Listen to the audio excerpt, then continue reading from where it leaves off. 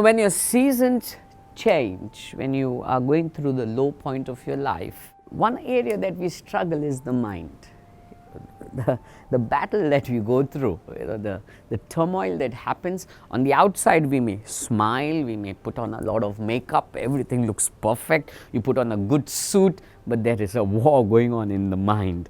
And sometimes it's easy to face the war on the outside because you can at least see, you can at least talk back to them. But when the war is happening in the mind, what do you do then? What do I do?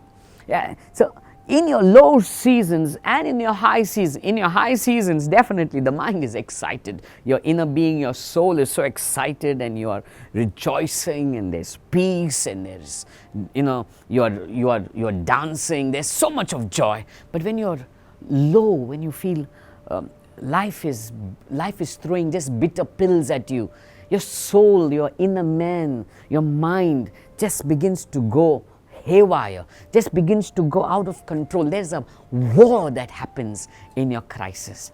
And if you've heard us a few days back, we spoke to you about David in Psalm 63 when he lost his kingdom, on how his heart was set on God. Even in his lows, his heart was set on God. Now we go back to that same scripture in Psalm 63. We will see that in his low moment, it was not only that his heart was set on God, but we find that his inner being, his mind, his soul, his emotions were fixed on God.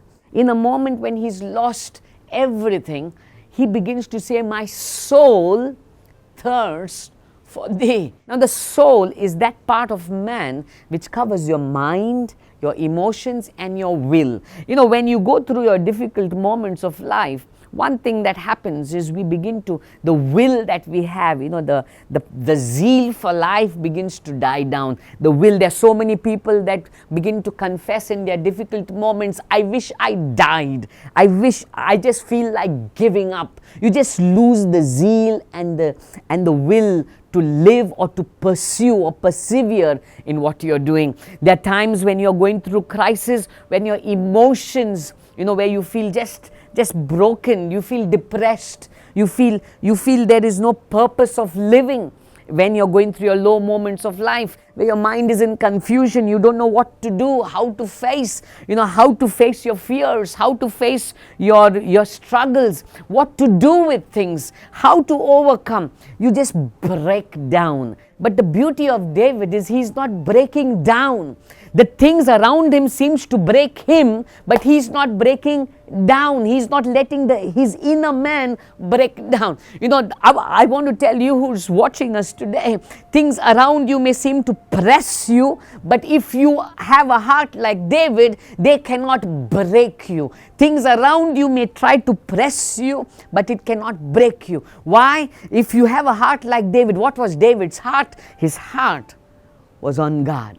His longing, his mind, his emotions, his will was all set on God. His life was founded on God. And that's why he moved from, even though he was in a low season, he moved to his next season of being restored as king. I want to challenge you who is watching. Let your life be founded on God. Let your soul long after God. Let your soul, let your inner man, your mind, your will, your emotions rest in God.